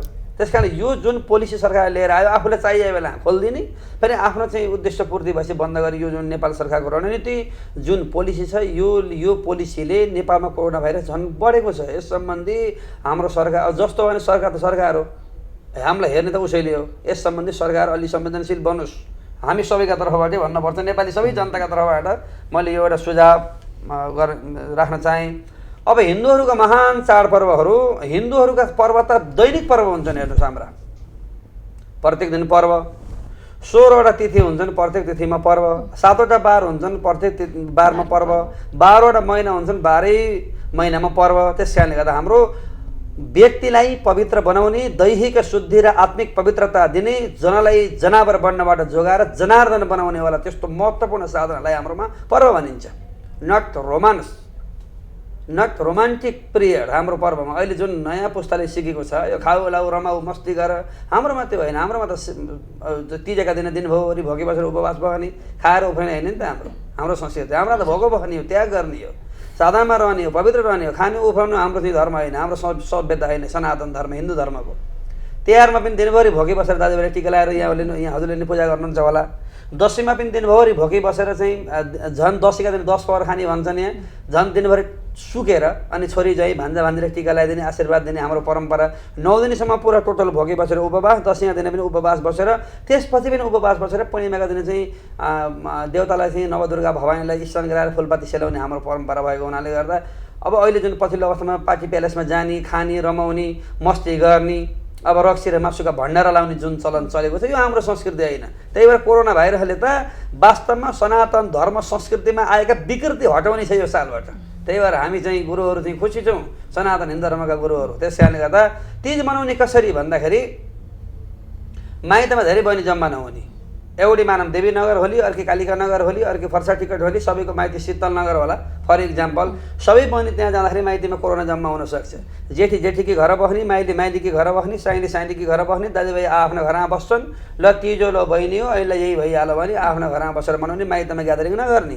तिजेका दिन पूजा गर्ने बेलामा पनि मन्दिरमा धेरै भेटभाड नगर्ने। आफ्नो गुरु हुनुहुन्छ, उहाँ सुरक्षित हुनुहुन्छ भनेदेखि आफ्नो गुरुदेवलाई बोलाउने, घरमा पूजा गर्ने, नभए आफूले जानेको विधिले भगवान् सदाशिवजीको घरमै पूजा गर्ने। चौथीका दिन गणेशको पूजा पनि आफ्नै तरिकाले गर्ने, पञ्चमीका दिन ऋषि पञ्चमीको पूजा पनि आफ्नै तरिकाले गर्ने। अब 16 श्राद्ध अझ पितृपूजाको महत्त्वपूर्ण पक्ष आउँदैछ, त्यो बेलामा पनि गुरु धेरै ठाउँ पूजा गर्नुहुन्छ भनेदेखि बरु श्राद्धै नगर्ने, अहिले श्राद्ध थादिराख्ने, सिधा दक्षिणा उठाएर राख्ने, या आफ्नो कुल परम्परा अनुसार के हो गर्ने, र यदि सुरक्षित भएर गर्न सकिन्छ भनेदेखि मात्रै श्राद्ध गर्ने। र बरु यो बेलामा रोकिएका श्राद्धहरू पछि गर्न मिल्छ। मैले सर बताइदिइहालौँ, हाम्रो समुदायले नि सुन्ला टेलिभिजनको माध्यमबाट। र दसैँमा पनि जुन नवदुर्गा का मन्दिरमा बढाइ हान्ने, हाम्रा अब ऐतिहासिक अब 1000 वर्षका पुराना कोटहरू, 700 वर्षका पुराना कोटहरू छन् होइन। हाम्रो एउटा आफ्नै किसिमको विरासत महानता छ हाम्रो सभ्यताको। त्यस कारणले गर्दा हाम्रा पुर्खाले कति दुःखले चाहिँ आर्जेको संस्कृति, नेपाल एकीकरणमा चाहिँ प्रयोग गरिएका चाहिँ भाँडा कुँडा खोँडा खुकुरीहरू अहिले पनि छन् होइन। यो राष्ट्र निर्माणका आधार स्तम्भ हुने यो कोट मन्दिरहरू त्यहाँ बढाइ हान्ने चलन थियो। त्यसमा पनि निश्चित परम्परागत रूपमा प्राप्ति भएका पण्डित गुरुहरू र पुजारीहरू जम्मा हुने, कहाँ कसरी कसले पूजा गर्ने गरिरहेको छ। समितिले सोसियल डिस्टेन्स कायम राखेर सहयोग गर्ने, अरू जनमास चाहिँ त्यहाँ जम्मा नहुने। दुर्गा पूजा पनि गर्ने, फुलपाती भित्राउने काम पनि गर्ने, अष्टमी पूजा, नवमी महानवमी महाअष्टमी पूजा पनि गर्ने, दसैँका दिन टिका पनि चढाउने, बढाइ पनि ल्याउने। तर सोसियल डिस्टेन्स 2-3 जना पण्डित, 2-3 जना पुजारी, 8-10 जना चाहिँ मङ्गलधुल बजाउनेहरू, लगभग 20-25 जना एउटा मन्दिरको प्राङ्गणमा सोसियल डिस्टेन्स राखेर हामीले काम गर्न सक्छौँ। त्यस कारणले गर्दा अब यो सालमा यदि कोरोना भाइरस समाप्ति भएन भने सराय आदि उत्सवहरू पनि केवल माता भवानीको पूजा गर्ने, बढाइ परम्परा केही पनि नछोड्ने, पूजाविधि सबै गर्ने, तर जनमानस बटुल्ने काम नगर्ने। र तिहारमा पनि टाढा टाढा छौँ हामी दाजुभाइ दिदीबहिनी भनेदेखि टाढाबाट आउँदा कोरोना भाइरस सर्न सक्छ। त्यस विषयमा पारिवारिक समन्वयन गर्ने, 1 वर्ष टिका नलाएर केही हुन्न, 1 वर्ष चाहिँ पूजै नगरेर पनि बरु पूजा घरमा गर्ने, मन्दिरमा नजाँदैमा केही हुने होइन। म लगभग हप्तै पछि पशुपतिनाथ भगवान्को दर्शन गर्न जान्थेँ। अहिले म 3 महिना भए काठमाडौँ गएको छैन। मलाई कतिखेर जाउँ मेरो प्रभुका दरबारमा भन्ने छ, तर पनि म नगएर घरै बसेर मेरो भगवान् भनेर मैले पुगाएर भएको छ भनेदेखि दगुर्नै पर्ने भन्ने त छैन। त्यस कारणले गर्दा तिहारमा पनि सोसियल डिस्टेन्स कायम रहने गरी नजिककी दिदीबहिनी छन्, आउँदाखेरि अटोको प्रयोग गर्न पर्दैन, माइक्रोको प्रयोग गर्न पर्दैन, उनी घरमा सुरक्षित छन्, आफूले कार लिएर आइन्छ या उनका घरमा कार छ, त्यस्तो एउटा छ नि सुरक्षित हुन सकिन्छ भनेदेखि जम्मा हुने। नत्र यदि खतरा हुनसक्छ भन्ने भयो भनेदेखि ल अब यही भयो, तिमी त्यहीँ बस्छ, म यहीँ छु, आइसल टिका लाउँला भनेर सौहार्द रूपमा बस्ने, साधना नछोड्ने, कुल धर्म नछोड्ने, पितृधर्महरू पनि नछोड्ने, आफ्ना साधना परम्पराहरू पुर्खौली रूपमा गरेका गर्ने, तर जनमानस बटुलिने ठाउँमा चाहिँ ख्याल गर्ने। किनभने चाडपर्व त बाँच्यो भने फेरि मानिन्छ नि त, मरिहाल्यो भने फेरि दसैँ तिहार तिज त आउँछ, हामीलाई थाहा हुन्न। बाँच्यो भने त आइसाल परेसाल झन् परेसाल 10औँ वर्ष आइरहन्छन् दसैँ तिहार तिजहरू। त्यस कारणले गर्दा पहिला बाँचौँ, लिभ एन्ड लेट लिभ, बाँचौँ र बचाउँ। बाँचे नाचिन्छ, मरियो भने सिद्धिहाल्यो। यही हो मेरो कम्युनिटीलाई मेरो निवेदन। र विश्व हिन्दू महासङ्घका तर्फबाट पनि यो प्रमाणित निर्णय यो यो लुम्बिनी टेलिभिजनका तर्फबाट सम्पूर्ण सनातन हिन्दू धर्म मान्ने महानुभावहरूमा यो निवेदन गर्न चाहन्छु। जलिलजी, हाम्रा धार्मिक परम्पराहरू पनि सँगसँगै मनाइने र सरकारले गरेको लकडाउनको कार्यान्वयन र कोरोनाबाट जोगिने उपायहरू के होला? अब सरकारले गर्ने जुन कोरोना रोकथामको निम्ति जुन प्रयास गरिरहेको छ, आज हामीले देखिरहेका छौँ विश्वको महाशक्ति राष्ट्र अमेरिका समेत अब उसले विश्वलाई मेरो अङ्गुलोमा नचाउन सक्छु, म विश्वको पावरफुल हो, मैले जे पनि गर्न सक्छु भन्ने त्यो खालको हैसियत भएको राष्ट्रले समेत केही गर्न सकेको अवस्था छैन। इभन अरू शक्तिशाली राष्ट्रहरूको पनि हालत त्यस्तै छ। यद्यपि अझ हामी त नेपालीहरू सौभाग्यवश भनौँ, अब त्यति ठुलो अरू देशको जस्तो कहाली लाग्दो अवस्थामा अझै गइसकेका छैनौँ। त्यो जान नपरोस्, हामी सबैको कामना यही छ। र हाम्रो सरकारले आफ्नो साधन र स्रोतको जति उपलब्धता छ, जस्तो क्षमता छ त्यो अनुसार पूर्ण रूपमा प्रयास गरेकै छ कोरोना नियन्त्रणको निम्ति। त्यसले पनि केही यो हामी अहिले जो विकराल अवस्थामा पुगेका छैनौँ त्यसको पनि केही महत्त्व होला सरकारले गरेका काम कारबाहीको पनि। यद्यपि यसमा धेरै कमी कमजोरीहरू छन्। हाम्रो अझ चाहना सरकारले अझ प्रभावकारी ढङ्गले कसरी हुन्छ, बढीभन्दा बढी मान्छेलाई आश्वस्त पार्न सकोस् भन्ने हामी सबैको चाहना छ। म मुस्लिम सङ्गठन नेपालको तर्फबाट पनि सरकारलाई यो तपाईँको महत्त्वपूर्ण टेलिभिजन मार्फत आह्वान पनि गर्न चाहन्छु, त्यतापट्टि सरकारको ध्यान जाओस्। र जहाँसम्म धार्मिक सहिष्णुता र परम्पराका कुरा यहाँले प्रश्न उठाउनु भएको छ, म आफै जलिल मिया म यस्तो व्यक्ति हो, यस्तो मसँग चाहिँ आफ्नै जीवनकालमा अनुभव छ। म राहाँचीको पहाडी गाविस बलकोटमा जन्मेको मान्छे, स्वाभाविक रूपले त्यहाँ हाम्रो जो एउटा इन्द्रिणी जस्तो चाहिँ समाज छ, नेपाली समाजको जुन एउटा चाहिँ स्वरूप छ नि, सबै रङ मिसिएको। अब एउटा मुस्लिम बस्ती छ, अनि यतापट्टि साइडमा चाहिँ कोखामा चाहिँ पुरै पौडेलहरूको बस्ती छ, यतापट्टि अधिकारीहरूको बस्ती छ। यो खालको मिक्सअप समाज हो नि हाम्रो त। अब मैले मेरो आफ्नै जीवनकालमा भोगेको, अब मेरो बुवाले अधिकारी परिवारसँग मित लगाउनु भएछ, अनि उहाँहरूको दसैँ तिहार पर्वहरू आउँदाखेरि चाहिँ हामी त्यहाँ जानुपर्ने है, त्यो पारिवारिक सम्बन्ध भयो नि, मित भइसक्यो। त्यो पाहाडमा त्यो चलन अहिले पनि छ। अनि आमाले पौडेलको छोरीसँग चाहिँ तपाईँको सैना लाउनु भएछ, अनि तिज आउँदाखेरि त सारा पौडेल मामाहरू कहाँ भात खान जाने है। अनि हाम्रो ईद बकरिद यस्ता चाडपर्वहरू आउँदाखेरि हो हाम्रा खानकी बानकीहरू एक आपसमा केही नमिल्नेहरू पनि हुन्छन्, तर त्यसलाई फेरि अरू हामीले एक आपसमा प्रयोग गर्ने खानेकुरा केही नहुने कुरा त हुँदैन नि हामीसँग त। जसले जे चाहन्छ त्यो त उपलब्ध गराउन सकिन्छ। त्यो हिसाबले म दसैँ पनि मानेको छु, तिज पनि मानेको छु, तिहार पनि मानेको छु। मेरो पर्व हाइदोस भन्ने हुन्थ्यो, मोहर्रम भन्ने, बकरिद हुन्छ, ईद हुन्छ, त्यो हाम्रा आफन्तहरूले, यद्यपि धर्ममा हिन्दू धर्म मान्ने भए पनि ती हाम्रा आफन्तहरू, हाम्रो परिवारहरूले हामी सामूहिक रूपमा हामी त्यो सहिष्णुता, त्यो सद्भावलाई, त्यो एउटा चाहिँ झरनाको चाहिँ पानी जस्तो स्वच्छ निश्चल त्यो भावनालाई आत्मसात, त्यो प्रयोग गरेर आएको व्यक्ति भएको हुनाले अहिले जति यो सहरीकरण हुँदैछ, जति विकसित हुँदैछ, कतै यो दक्षिणतिरबाट विषालु हावा छिर्दै हाम्रो दिमागमा पनि कतै त्यो घुस्दै गइरहेको हो कि कहिलेकाहीँका उत्तेजित घटनाहरूले त्यो मलाई अलिकति चाहिँ लाग्छ। त्यो दुःखद स्थिति नआओस्। त्यो हो, हामी छिमेकी मुलुक भारतमा हेरौँ, त्यहाँ जस्तो साम्प्रदायिक सद्भाव बिथोलिएको अन्य मुलुकै छैन तपाईँको। त्यसको प्रभाव पनि केही पर्या हो कि अहिले जति सहरीकरण हुँदैछ नि त्यति चाहिँ हामी यहाँ बिचमा केही सामान्य घटनाहरूमा पनि अलिकति ती स्वरहरू, ती चाहिँ उत्तेजित अभिव्यक्तिहरूले शिर उठाउन खोज्ने त्यो खालका चाहिँ परिस्थितिहरू कहिलेकाहीँ देखा पर्न खोज्छन्। त्यसको निम्ति अब हामी सबैले यो कोरोनाको कहर त हामीले कसैले चाहेर होइन, यो विश्व मानव जातिमा आइलागेको छ, यसको सामना गर्नु नै छ। अब हामीले हाम्रा निकट भविष्यमा आउँदै गरेका बकरिद, दसैँ, तिज, तिहार लगायतका पर्वहरू छन्। यसमा हामी सबैको एउटै प्रयत्न हुनुपर्छ कि सामाजिक डिस्टेन्स कायम गर्ने र कसरी कोरोना फैलिन नदिनको निम्ति हाम्रो तर्फबाट सचेतना अपनाउन सकिन्छ र कसरी सबै समुदायका चाडपर्व भनेका हामी नेपालीहरूका त सबै चाडपर्व सबै नेपालीका हुन् कि त्यो भावनाका साथ हामी कसरी अगाडि बढ्न सकिन्छ यसमा सबै केन्द्रित हुनेछौँ भन्ने विश्वास दिलाउँदै त्यसरी नै अबका चाडपर्वहरू इस्लामले पनि मुस्लिमहरूले पनि मनाउने मैले यहाँ प्रण गर्छु। सुरजजी, हाम्रा आफ्ना सामाजिक परम्पराहरू पनि सँगसँगै मनाउने र कोरोनालाई पनि सँगसँगै जित्न कसरी सकिएला? अब हाम्रो साथीहरूले भनेको कुरा र अब मैले जोड्न खोजेको कुरा लगभग एउटै कुरा हो। अहिले यति बेला यो कोरोनाको समस्यालाई जित्ने नै महत्त्वपूर्ण कुरा हो।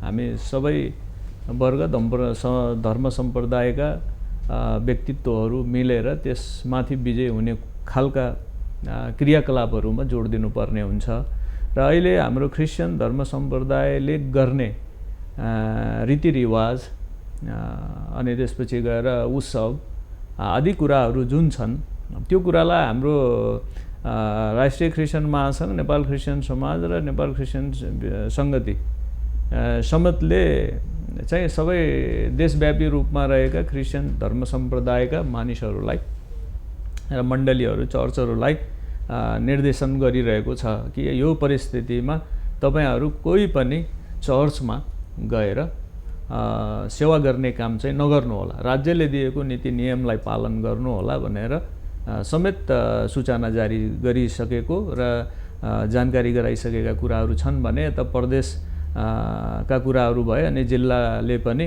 आफ्नो जिल्लाभरिका चर्चहरूलाई र जिल्लाभरिका समाजहरूलाई, स्थानीय समाजहरूलाई त्यो प्रकारको जानकारी हामीले गराइसकेका छौँ।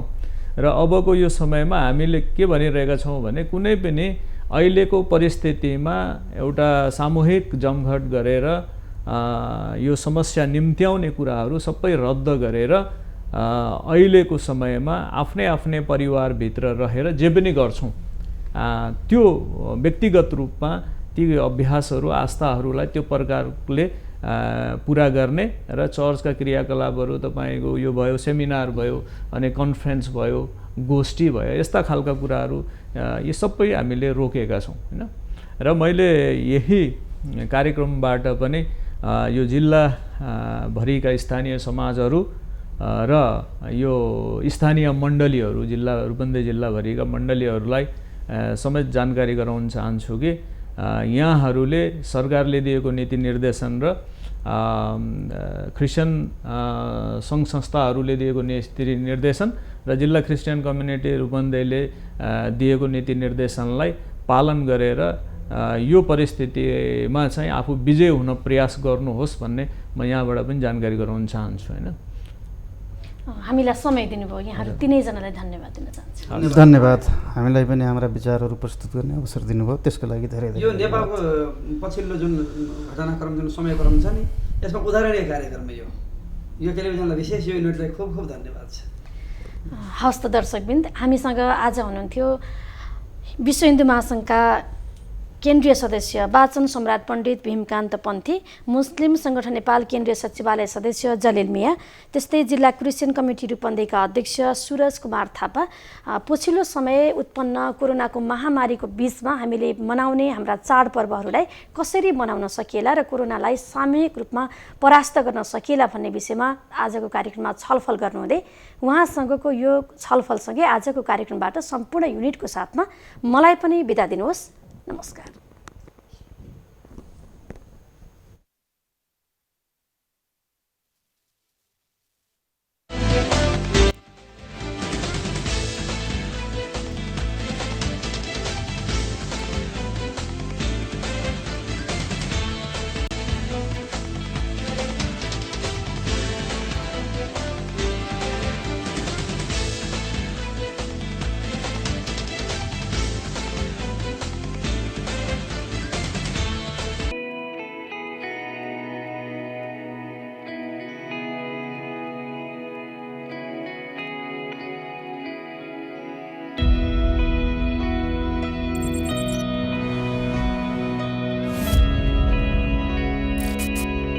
Lumbini TV SD